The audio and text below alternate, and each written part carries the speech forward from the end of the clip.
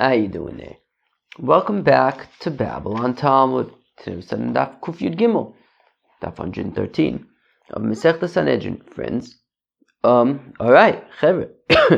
Today we are completing Masechta Sanhedrin, exciting times. Okay, the first part of the Daf, the first chunk of the Daf is going to be a little hard. And then we kind of get into Agarata zone. Okay, so we have a bit of work to do on Daf Kuf Yud Beis. So on Daf Kuf Yud Beis, Amud Beis, about 10 or 15 lines before it gets wide. So here, says the Gemara. So at the two dots, it says Trumos Yirkivu. So Trumis, so you have Truma in an era Anidachas, so it needs to rot. Rav Chizda says, Leshanu Ella Trume Biyad Yisrael, that is specifically Trume belonging to a Yisrael that has not yet been given to the Kohen. Aval Trume Biyad Kohen, but once a Kohen in an Ira Nidachas who has Trume, well, Kevin to Mamonehu, since it's his Mamon, it's his, well then, Tisarif, that it would have to be burnt.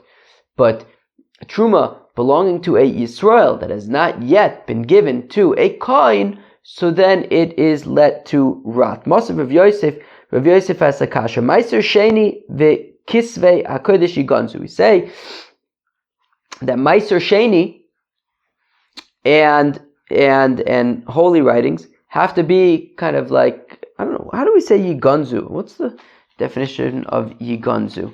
They're like stored away, hidden away, buried. How's it defined over here? Hidden away. Ah, there you go. Okay, good. Hidden away. Fine. Okay.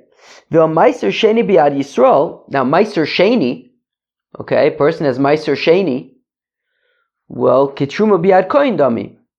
A Yisrael with his Meiser Sheni is basically like the equivalent, right? It belongs to him. So, is like the equivalent of a Kohen with his Truma.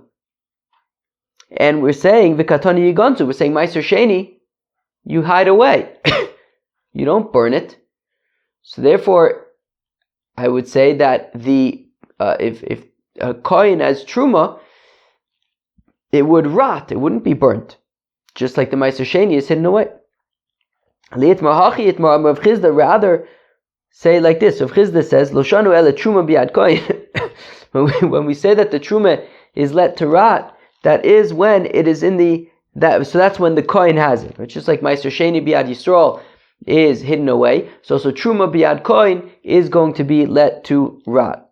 Aval, Truma Biad Yisrael, what about if the Truma was with the Yisrael and it wasn't yet given to the Kohen? Well, then what you should do is, Tinasim the Kohen should be Iracheres, just give it to a Kohen in a different city and let him take it, and that will be fine. Okay. Fine. Now, Tanan Hasam. We learn over there, apparently it's not actually a mission anywhere. Isa shel Meiser Sheni. If you have Meiser Sheni, okay, so say you have wheat of Meiser Sheni, and you make it into a dough, okay, so the shaila is, do you have to separate challah from that dough or not? Rav Meir says no. The Chachamim say yes. Okay. Rav Chizda says, Rav Chizda machloikes b'meiser sheni b'Yerushalayim, and says Rav Chizda that the machloikes here is by meiser sheni in Yerushalayim.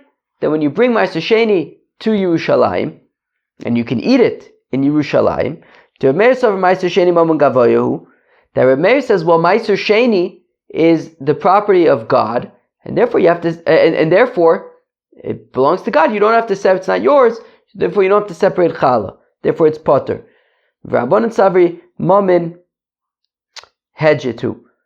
And the rabbis say that it is the mammon of a hedjit. That it's the mammon of a hedjit. That it's Meiser Sheni Yerushalayim is just, it's considered yours, and therefore you have to separate challah.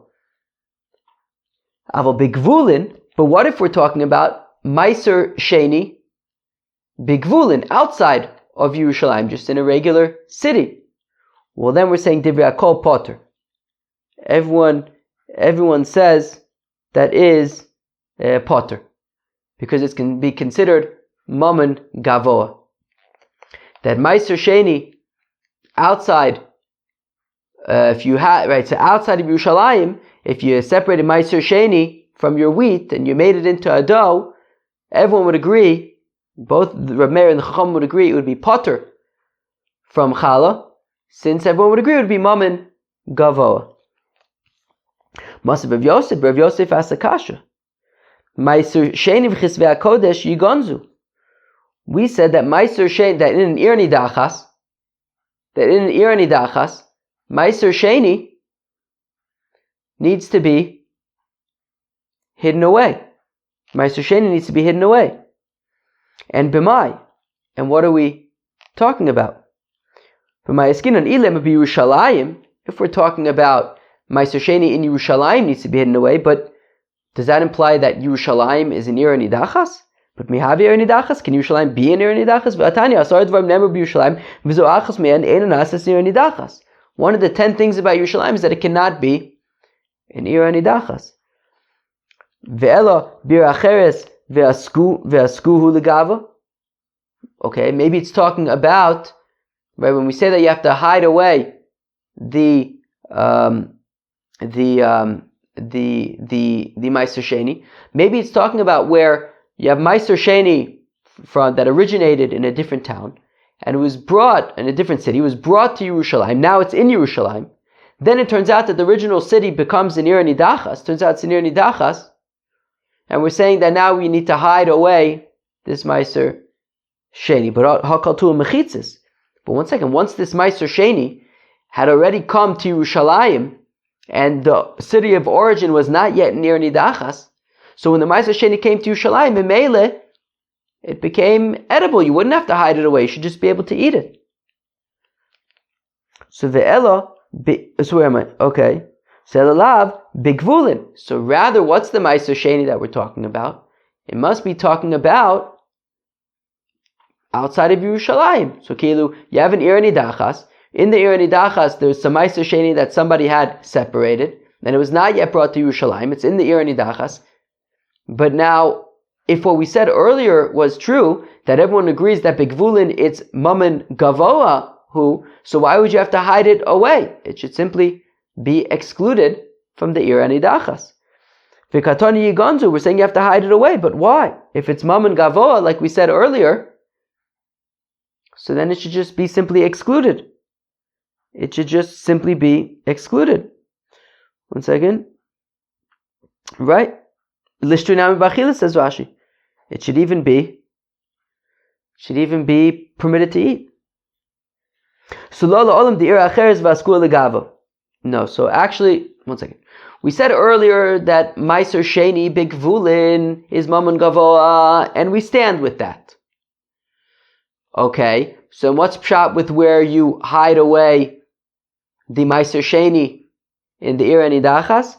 So that's talking about the second option that we had, which is La'olam De'ir Acheres Ve'askua Legava. It's talking about you have Meiser Sheni that originated from outside of Yerushalayim, a city outside of Yerushalayim, was then brought into Yerushalayim. Then it turns out that the city of origin became an Ir Nidachas. And we're saying that the Meiser Sheni that's now in Yerushalayim needs to be hidden away. But then we asked on that, but once it comes into Yerushalayim, shouldn't it be mutter to eat? But here it's talking about where the Meiser Sheni became Tameh, and that is why you have to hide it. But why not just redeem it? Because after all, Rabbi Elazar says that, how do we know that Meiser Sheni that becomes Tameh, we redeem it and then use the money to buy other food. Even in Jerusalem, say so, because when the pasuk says, what does the pasuk say? It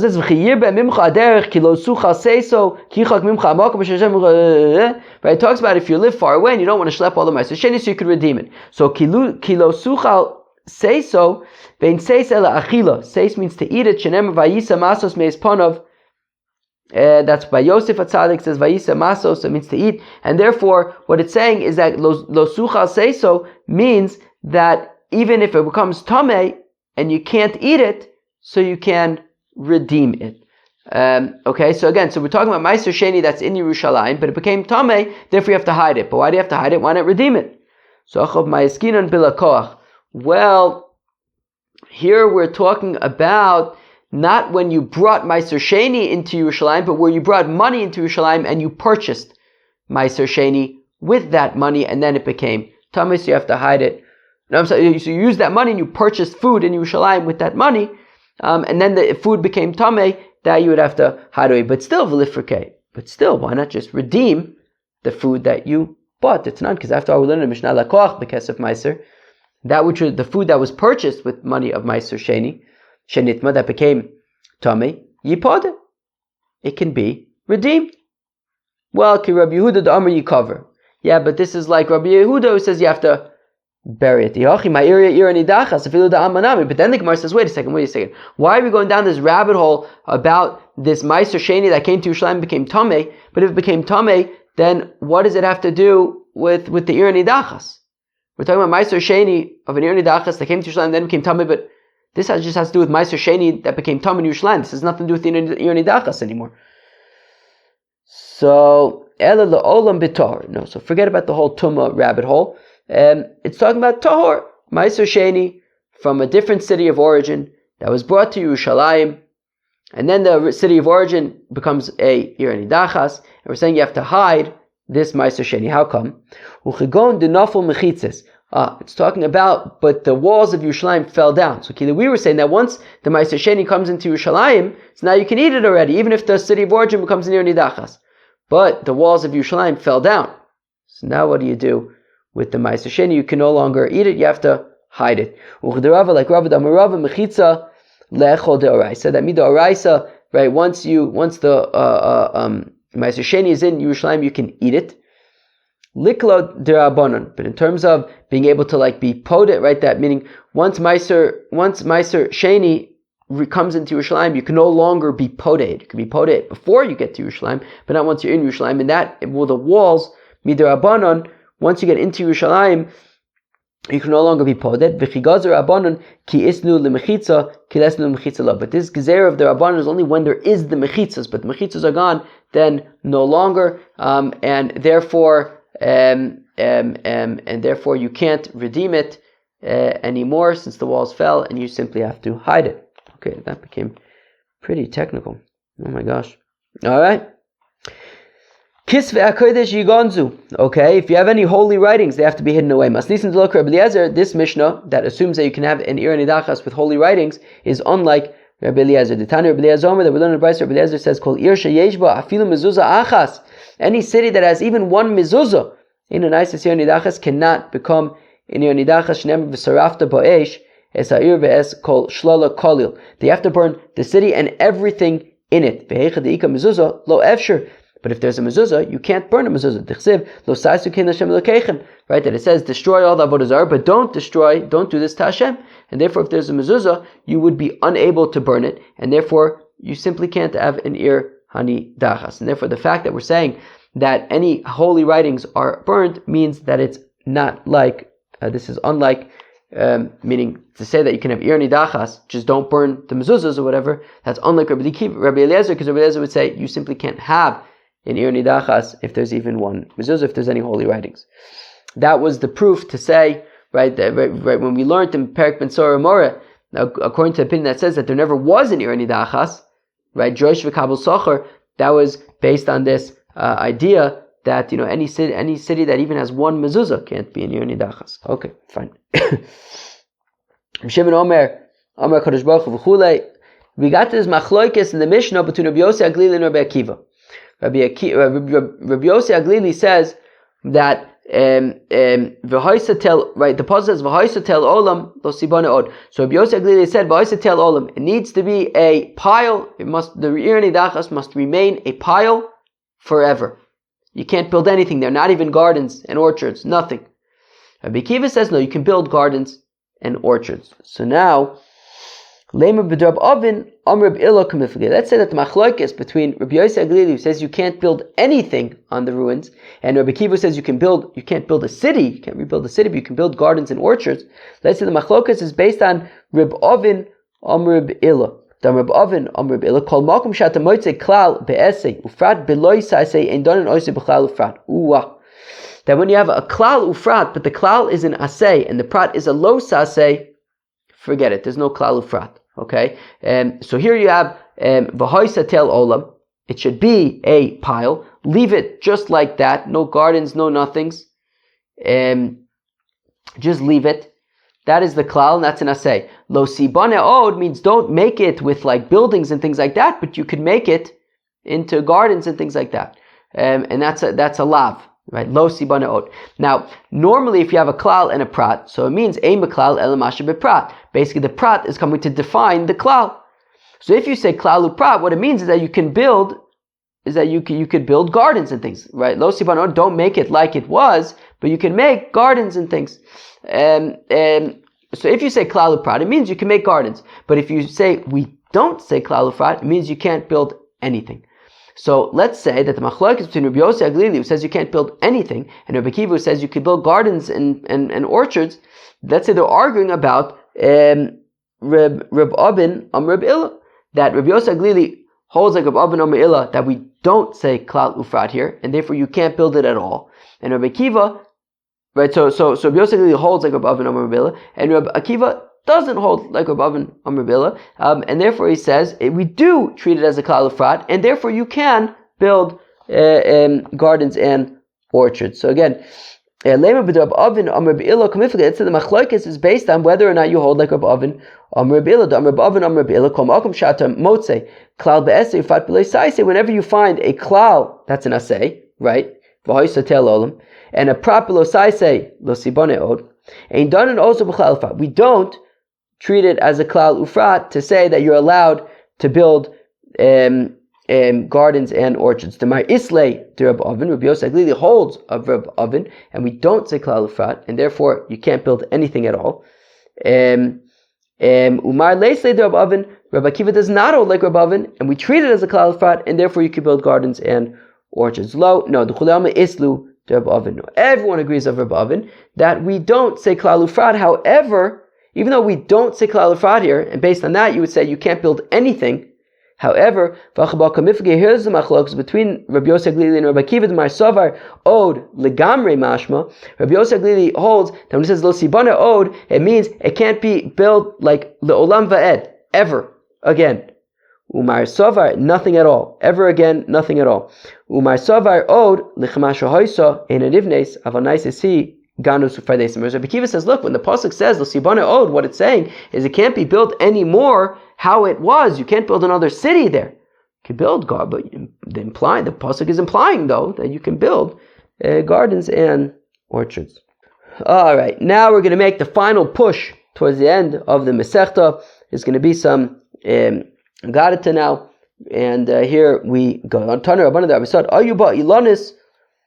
If there were trees in the area Anidachas, Tlushin Asurin, if they were uprooted and detached, well then they're just considered like the stuff in the city and they're asurin. Mechubarin, but if they're still attached to the ground, mutarin, they are permitted. Shal ira acheres, but of a different city, bein tlushin, bein mechubarin, asur, whether they're detached, whether they're still connected, they are asurin. My ira acheres, what's this other city? Amr of Chizda Yericho, Jericho, right? Of course, Jericho was destroyed and never to be rebuilt. And in Jericho, all things are asur. All trees, detached, attached, all asur. Dichsiv, v'oisa ha'ir chayrim l'Hashem, that the city is a chayrim for God. Now, v'yishava Yoshua bo Yisai lemur. Yoshua swore at that time, saying, Arur Ra'ish, cursed is the man, lifnei Hashem, before God, asher yokum uvana, es ha'ir azos, who will rebuild Jericho, as Yericho, bivchor yasteno v'tzir yatziv toseh. Anybody who dares to rebuild Jericho will establish the foundations with his oldest son and put up the doors of the gates of the city. And when he puts up the gates of the city, the final touch is his youngest son will die. All of his children will be killed if he who dares to rebuild Jericho. Tani la Yericho al shem ir acheres. You may not, it is forbidden to rebuild Jericho even if you call it Brownsville. Velo ir acheres al shem Jericho, Yericho. And you can't build some city in who knows where, in Yenemsveld, and call it Yericho. No, nothing. You can't rebuild anything on the site of Yericho. You can't even build another place in Yenemsveld and call it Yericho. Forget about it. Nothing to do with Jericho. Because there was somebody named Chiel, from the cursed house, that he built a city in Yenemsveld, in some other place, and he called it Jericho. On a different location, he called it Jericho. Ba'avirim b'choro yisda, and sure enough, when he established it, his eldest, his firstborn, Aviram, died. Uviskuv tziro hitziv d'laseo, and when he established the doors of the city, his youngest son, Skuv, died. Tanya was talking about Ba'avirim b'choro Russia lohaya lilmod. Okay, I understand why Chiel didn't. I can understand why Chiel may not have realized. I can understand why Chiel may not have realized when his oldest son died that it was because he was rebuilding. He was naming the city Yericho. But Beskuv Tziro Ayla Lilmod, he should have understood when Skuv, his youngest son, died. Avirim Uskuv Ma'avid. Why are we calling the kids Avirim and Skuv Rishayim? Right? It says Avirim Bechoro Rasha. So Achikam is what's saying. But Avirim Bechoro Haylo Lilmod Laosa Rasha Beskuv Tziro. Now what it's saying is that Laosa Rasha, Chiel the Rasha, he should have realized after Aviram died, he should have realized that it was because he's building a city that he's calling Yericho, and he should have stopped before he got to the point where Skuv, his youngest, died. If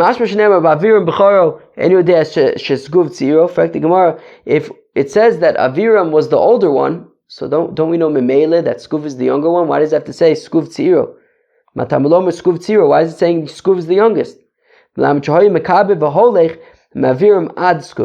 it means is that Chiel actually had a lot of sons, and it means that from Aviram the oldest all the way down through Skuv the youngest, they all died because of building the city called Yericho. That he called Yericho. Achav Shoshvine Hava. Achav was a friend of King Achav. The evil King Ahab was a friend of Chiel. Also, Iyuv Eliyahu Lemishal B'Shlomo Beitamyu. And Achav and Eliyahu Navi went to pay a shiva visit by Chiel. Yosef Ka'amar, and Achav was sitting there and he pontificated. He suggested, Dilmo Kimelat Yoshua Hachilot. And Achav was thinking, wow, Chiel, all your sons died while you were building this city that you called Yericho. Maybe when Yoshua cursed his curse, Lo Yericho al Shem Ir Acheres, maybe it meant that the curse applies also to anyone who rebuilds Jericho and calls it a different name. Velo Ir Acheres al Shem Yericho, but it even also applies to if you build a different city and call it Yericho. Eliyahu says, yeah, punkt. Bingo. Yes, that's exactly true. And that is why all of Chiel's sons died. To which Achav scoffed and he mocked. Omarle, and Achav says to Eliyahu, Hashta lavtosa de Moshe loka mekaima. If the curses of Moses are not coming to fruition, because it says in the Torah by Moshe Rabbeinu, V'sartem v'avadtem v'gomer uchsiv v'chora af Hashem bochim v'otzers hashmayim v'gomer. It says in Shemaim v'hoyim Shemaya that if you serve avodah zarah, so God is going to stop the rains. V'ahu gavra, and he, i.e. me, Achav, okim le avodas kechovim al kol telim v'telim. Achav put Avodah Zarah on every single mound in Eretz Yisrael. So clearly he was in violation of this, and yet V'lo shavak le mitra, it rains so much that Achav is unable Demezel Miskad le. That it rains so much that Achav can't even go out to serve his Avodah Zarah. There's so much rain. So Achav says, this makes no sense. You really want me to buy this, Eliyahu? You really think that what we're seeing here is that Chiel's sons died because of Yoshua's curse? Even Moshe Rabbeinu's curse is not coming to fruition. Lavtosu di Yoshua Talmidei, the curse of his student Joshua Mekaima, is coming to fruition? Come on, that's a joke. So Miyad, immediately, Vayomer Eliyahu Tishbi Mitoshve Gilad, says Elijah the Tishbi from the residents of Gilad, Chaya Hashem Eloke Yisrael Im Talamot V'Gomer. There's not going to be any more rain anymore. By Rachmei, Eliyahu Navi prayed, V'havule Eklido Dimitra, and he received the keys of the rain, V'kom V'ozal, and he got out of there, and there was a big drought. Vayidvar Hashem Elov Lemor, and God says to Eliyahu Navi, Lech Mizeh, get out of here. Ufanis L'cha Kedma B'Nistata B'Nachal Kris, go and hide in the valley, in the stream of Kris. And the ravens would bring him bread and meat in the morning. Where would the bread and meat come from? Amar Rav Yehuda, Amar Rav, from the kitchens of Achav. Now finally, after a year of drought, the stream dried up. Because there was no rain. When Hashem saw that there was pain in the world because of the drought, so God realizes that He's going to have to do something about this. The thing is that Eliyahu Navi has the keys to the rain, so God needs to get back the keys to the rain so that He could bring back rain. So He says to Eliyahu Navi, "Kum lech Tzarfos, go to Tzarfos, and there's a widow there that you should go to." That and her son got sick and died. So now Eliyahu Navi prayed to God that he now also wants the keys for resurrection of the dead, so that he could bring back this child to life. So there are 3 keys that belong to God that He does not give to His messengers. A key of childbirth, a key of rain, and a key of resurrection of the dead. Now Eliyahu Navi already had the key for the rain. So Yomru Shtayim bi'ad Talmud v'echad bi'ad Rav. If I also give you, says God, the key to Tchias HaMesim, well, you will then have 2 keys, the rain key and the Tchias HaMesim key, and I will only have 1. How could it be that the student has 2 and the teacher only has 1? So I see v'shkil hi. So I'll make a deal with you. Give me back the key to the rain, and I'll then give you the key for Tchias HaMesim. Dichsiv lechari el achav vet namotor. That then we see after that God brings rain. He says to Eliyahu Navi, go to Achav and pronounce that there will be rain.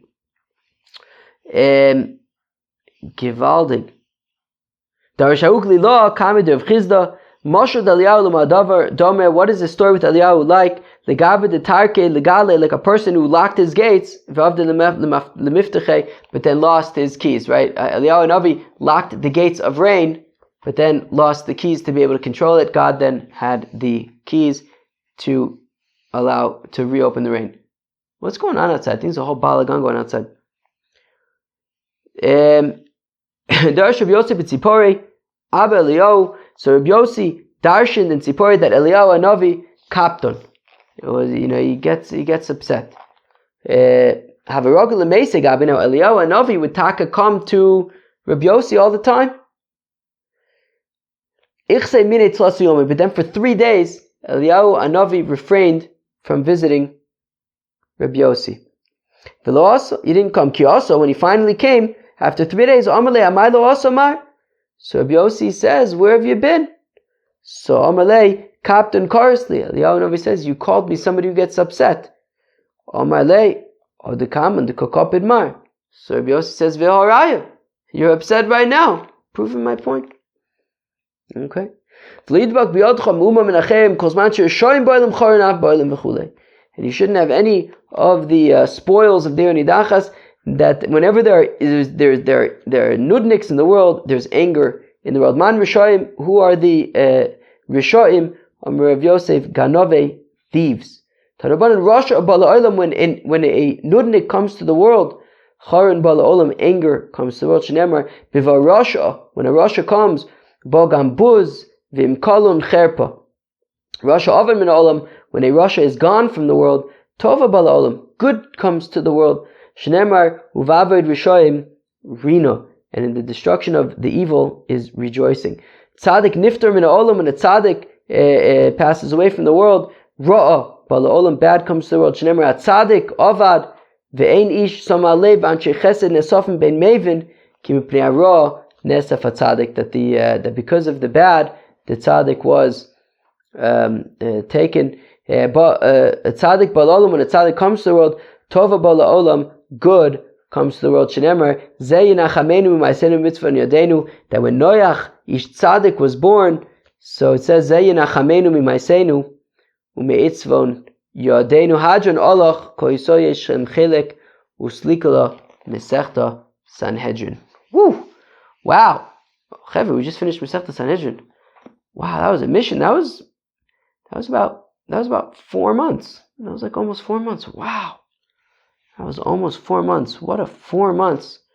That was a mission. Now, Chelek was like a whole thing of its own. It's so crazy. Like Chelek was such a big chunk that it's like, it feels like it's like separate from the whole rest of the Masechta. It was like a whole Masechta before Chelek. That was a Gevaldige Masechta, all about Batei Din, and there was lots of interesting stuff in that Masechta. Ben Sora Mora, Iber Mises Bezdin, really interesting stuff. Mesechta Sanhedrin, Gevaldige Mesechta. Tomorrow we're going to start Mesechta Makis. Peace out.